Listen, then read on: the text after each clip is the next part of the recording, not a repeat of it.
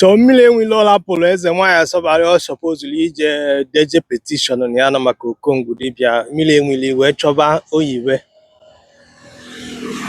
the Choba Oyiwe, Choba Madi Berry, because in our justice.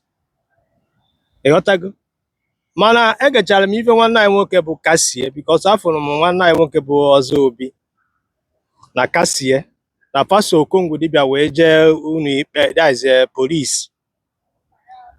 So and ihe ngọta Cassie na-ekwu that na onwere ife ọ ghọtara dị na petition mmiri enwilo dere ma gbasara Okongwu dibịa na ihe ọ na-afụ ebe is all about intimidation.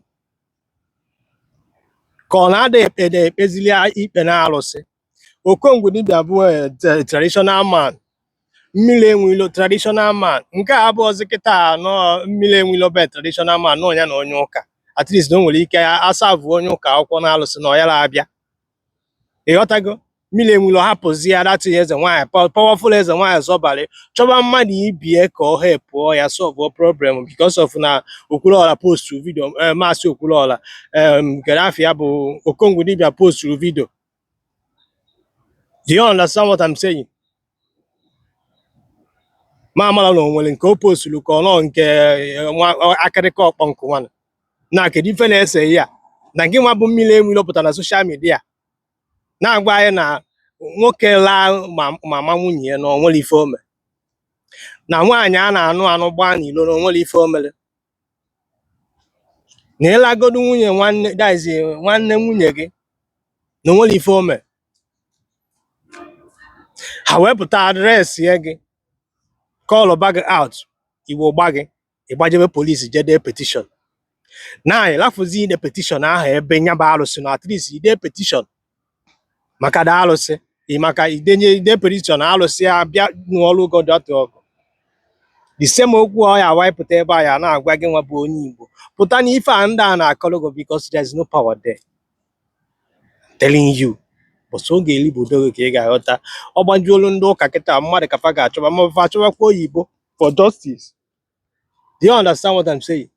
Ọ gbajuolu dọkwala nya abụ mmiri enwilo kịta na ọ gbajebe n'oyibo ọ kpọbasị arụsị ka arụsị bịa gbuolu nya na Okongwu dibịa ọgụ. Ịghọtago? Ofesi reality a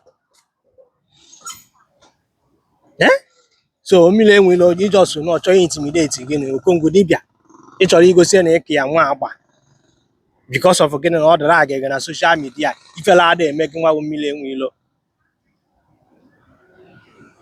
mana ọ gị nwa bụ onye Igbo anya edufie n'ife a niile nna mpụta na agba there is no power in spirituality and there is no power in any deity na alụsị but reality of life abịakwute ya abịakwute gị ka ị ga-aghọta ife anyị na-ekwu ọ ya bụ ndị ụka kịta chọọ isolve their problem fa achọba mmadụ ibe fa achọ iprotect kịta na chapel kịta achọba key achọ ịlụ chọọchị achọba mmadụ ndị ụka azọba ana kịta na afa ejebe court.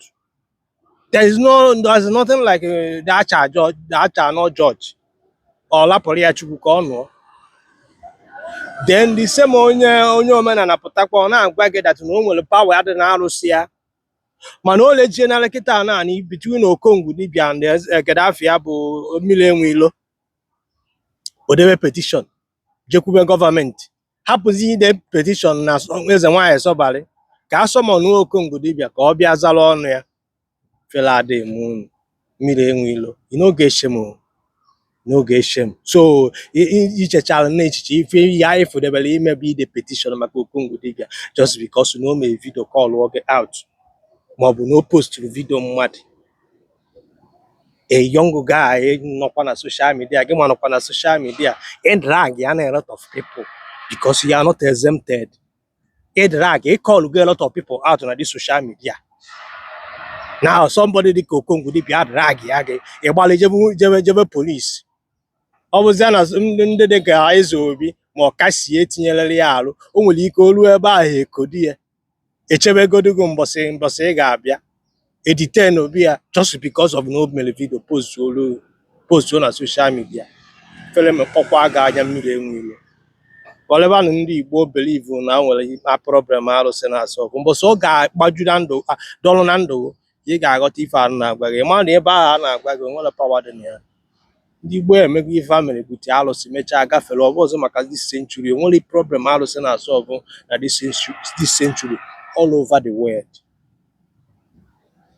Na aghọta ife a na-agwa gị, mepee anya, problem gị ya asọlvụ ya n'aka gị, and kedu ife ị ga-eji wee sọlvụ ya, ebe a ka ọ dị, and ịchọba mmadụ ibe gị. Kenekwenụ m.